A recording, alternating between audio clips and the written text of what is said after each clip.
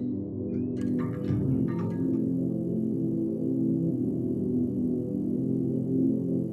everybody, mediacube podcast, Roman and Ivan, glad to see you all guys. Today we'll go through a pretty exciting article dedicated to how to upkeep your YouTube channel and YouTube presence to become as successful as possible. Of course, this tip will not guarantee you success or rapid growth, but these tips are sure to make your channel at least grow steadily. Right, Roman? Yeah, that's right. I try to accommodate, all kind of the entire path from the idea creation and to the analysis of how the audience interacts with your content. So I try to put it into just 10 tips, but anyway, there are just several tips within any single point because, it's very hard to keep it minimum. Yeah, right. But you guys be very attentive because this is well structured and very systematic. And really, for me as a content creator, just went through it, and this is very, very exciting and useful. It is short, and every point is just to the point, So let's start. Our today's topic is how to run your channel effectively, and Roman split these tips into 4 basic areas. First, content idea and strategy, then production and editing, mostly technical stuff, then optimization and design, again, mostly technical stuff. And here, I will dwell upon a bit on whether you should yourself do all this stuff or apply to professionals from any partner network or find freelancers or whatever. That's right. And the last, analytics and viewing session. It is also very, very important. I mean, because all this in a bundle is something that can and most likely to make you a successful YouTube creator. So let's start from the first point: content idea and strategy. First one is idea. What do we understand under the idea? Is idea before the channel even starts, right? Yeah, that's right. Of course, you need to understand what kind of content you're going to create and around what idea you're going to put into your content.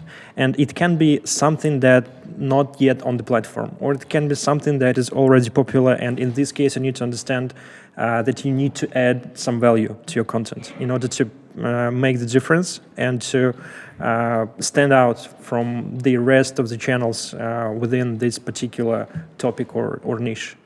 Right. So first you identify your niche, Yes. type of content, and then you identify how you're different. That's right, yeah. And you need to understand at least right away that you can think about at least 20 different topics for 20 videos that are going to be on your channel. And if you can come up with these 20 topics, it means that the idea is can accommodate enough topics in the future. Yeah, and the project is sustainable. Yes, that's right. Yeah, but this is not pretty typical among YouTube creators. I'm saying, and from what I know, like from myself and from my friend Alex, who's running a popular music channel, like when we started, both of us, we didn't know what the second video will be about, really. Yeah, that's right. So, but when you're talking about music, there are not so many good music channels in the Russian-speaking community. So that's why you just can do anything with music, and it's going to be pretty popular and successful. Yeah, right. The market is not that tense. Right. So first is idea and content strategy.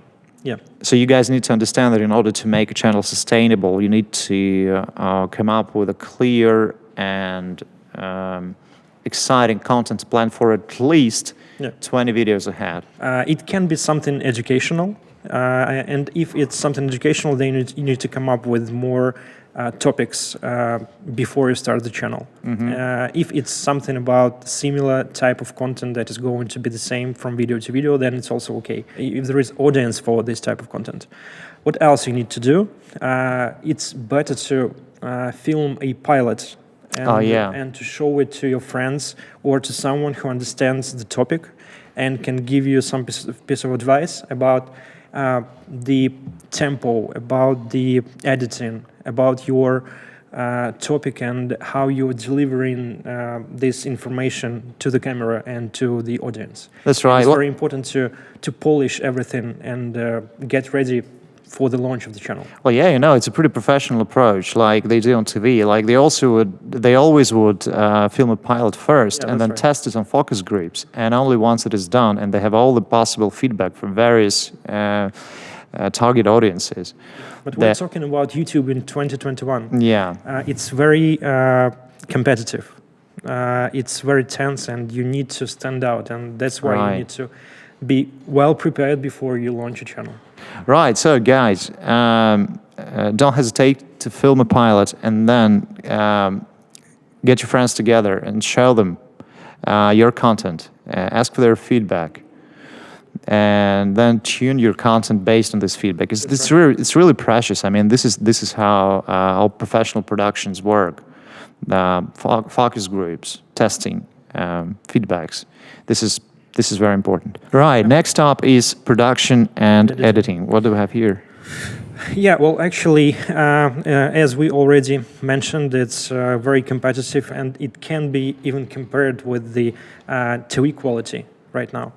That's why it's very important to be pretty mastered in what you do from the point of view of setting up your location where you're filming your content, of having a good sound, which is sometimes even more important than the picture itself.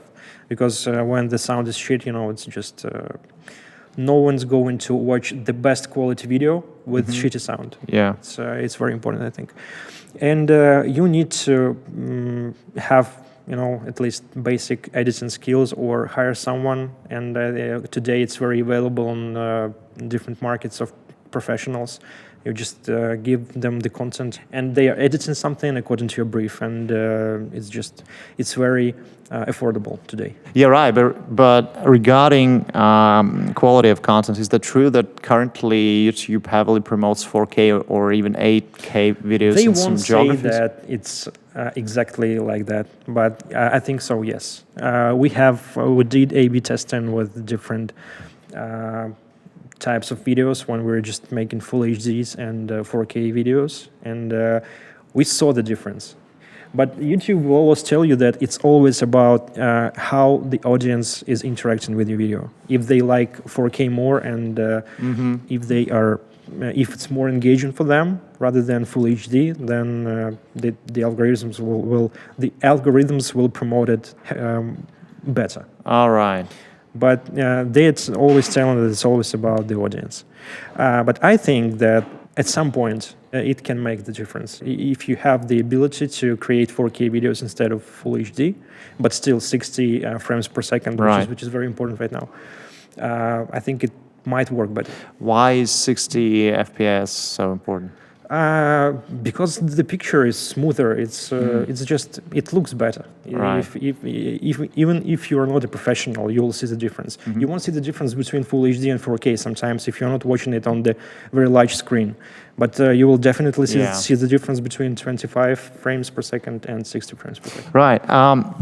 Now, regarding editing, can it be said that editing should also take into account the psychology and age of your audience? Correct. And cultural peculiarities. Right. Because, the editing for different types of audience in Korea and in the US or in Russia, they're going to be different. And because of different styles of content consumption, they are going to like this or that type of editing better.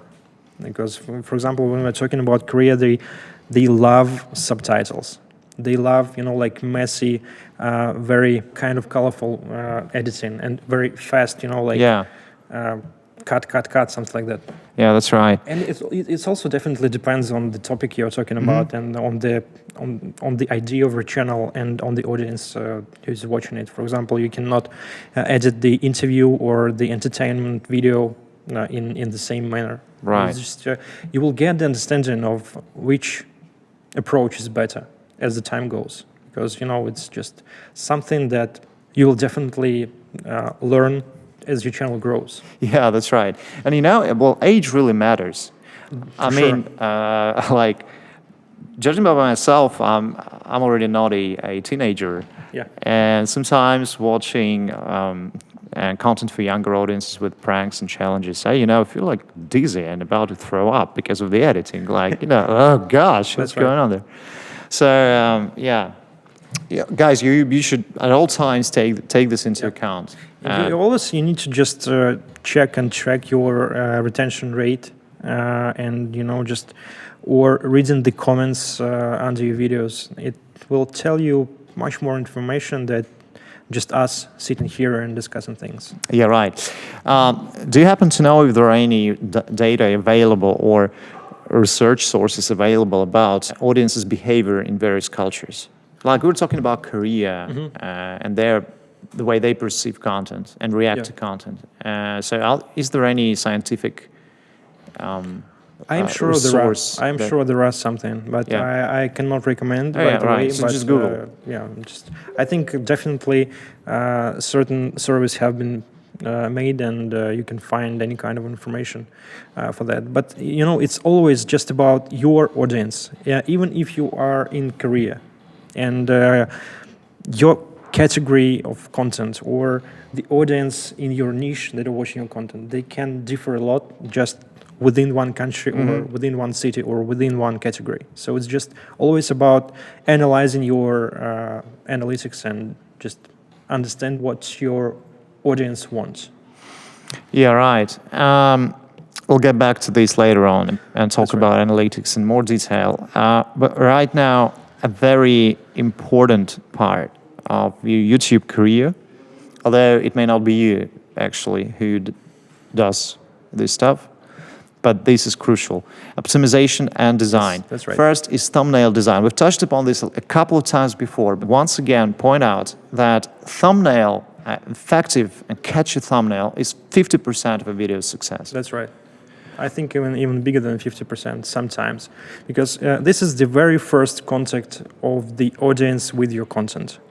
It's just something that need to trigger the audience to watch your video. It's something that will bring them to the content, and so that's why it's very important to create a very good thumbnail with a very good title, because this is something that they will see on the first place. And after that, you're going to switch on to the next points, like the retention during the first 5 seconds or during the first 2-3 minutes. And but thumbnail and the title are crucial. And I mentioned here that it's called information gap. Yeah, this is what I wanted to ask you about. It's something that when the thumbnail and the title are in such a good combination that just do not let the viewer scroll down your video, because it's so catchy, it's so good, and it's just adds value to each other. For example, you're looking at the thumbnail, and when you read the title, it just creates this gap when you just think about what's going to happen there. I need to watch it, something like that. Yeah, right. So, yeah, guys, so these two cliffhangers, thumbnail and title, are absolutely crucial. I know there are some creators and some channels who actually start making video with a thumbnail idea. Yeah. And then... That's right. This is the best approach right now, because it's the CTR, the click-through rate, is one of the most important metrics right now, because this is something that it shows how good your thumbnails are, and it's very important to understand how it works. And when you are creating your video idea around beginning from the creation of a good thumbnail, so I think this is the correct way of how it can be done, because if you know that this is going to be catchy enough, and I know how to start my first 5 seconds, I know how to continue for the following 2-3 minutes, and it's all everything is around the thumbnail, because this is something that triggered the click, and it's going to be a huge success. What is a good CTR for a thumbnail? More than 10%. Right. More than 10%, but sometimes even 25-30% is not enough to get the good outreach when the content is niche. But when you see something like 25-30%, it means that the information gap works. Yeah, I see. Next up is titles, descriptions, and text. We've talked about titles. Let's move on to descriptions and text. This is something that is going to add from the point of view of traffic sources.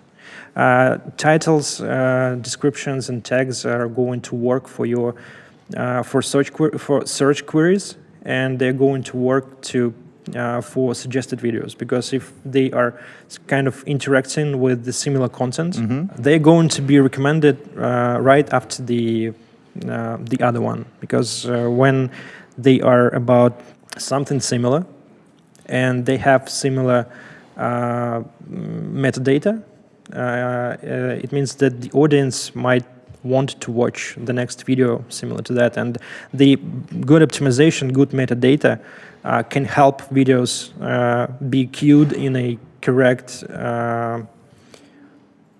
order. Right. Also very, very important. Think of the tags. Or, by the way, this is something we should say here. As you see, there are far too many points to be taken into account. That's right. by a simple creator who, at the same time, like you or us, may have his or her full-time job, and there are only 24 hours in a day.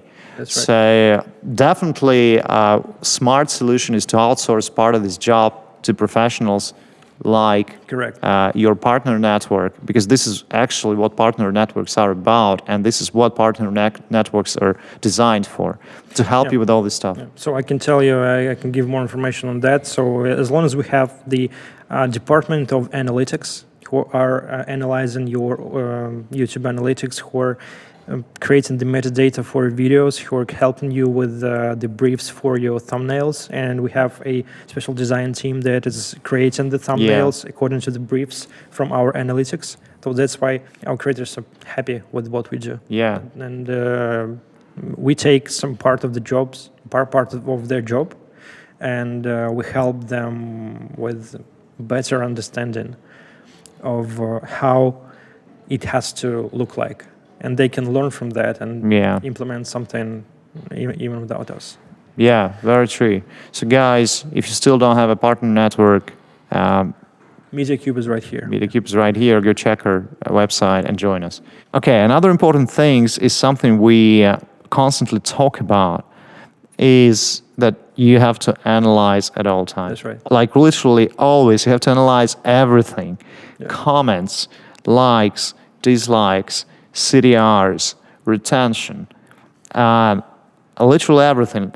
And we YouTube creators are actually lucky because we have this powerful tool, YouTube Studio, which has all data.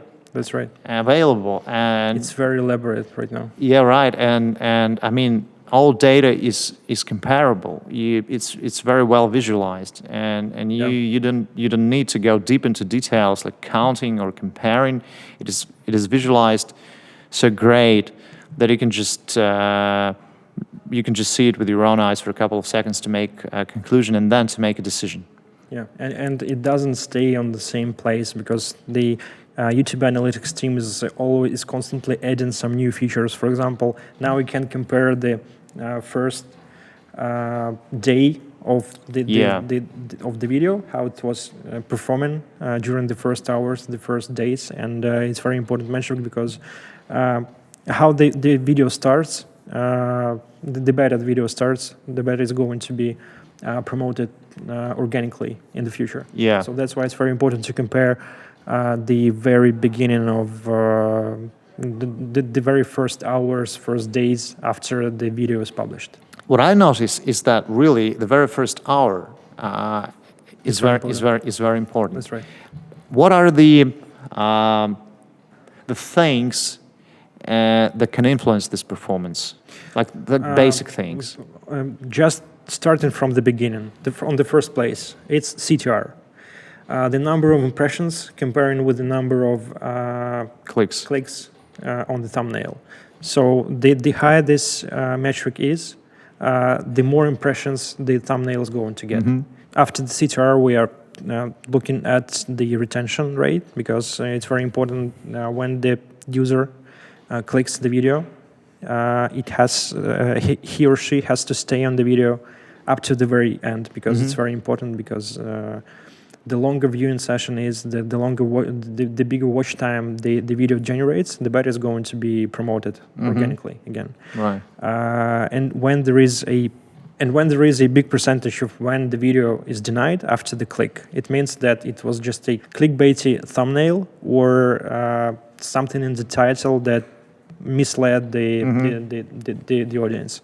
So it's very important to see that after the click, the retention rate is good enough to promote the video, because if it's just clickbait, it's not going to work like it worked 10 years ago, for example. Yeah, true. It's just CTR. The next point is retention. The next point is engagement. So the more likes comparing with dislikes, the more comments, positive comments, because the tone of the comments are also very important, because when it's something that everyone chooses to say that it's something wrong in the video, so the system, the algorithm is going to analyze it too.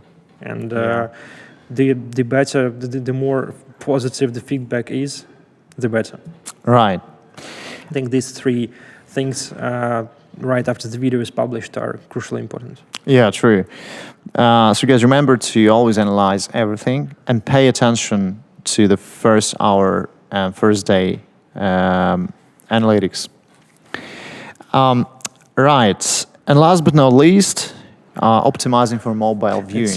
It's still about one more thing, about the navigation and the viewing session. So the YouTube is adding different features like end screens, info cards in the description, playlists, etc. So the longer viewing session is, the better your video. And when the video gets in this viewing session, your video gets in this viewing session, it means that the YouTube is going to promote the video, because it will be considered that it works great within a certain viewing session. So, for example, if the viewing session starts with your video, and the viewing session lasts, for example, 1 hour or 2 hours, so it's going to be a good trigger for the algorithm to promote your video. And if the viewing session finishes with your video, it's a bad trigger, because it kind of leads away the audience from the platform.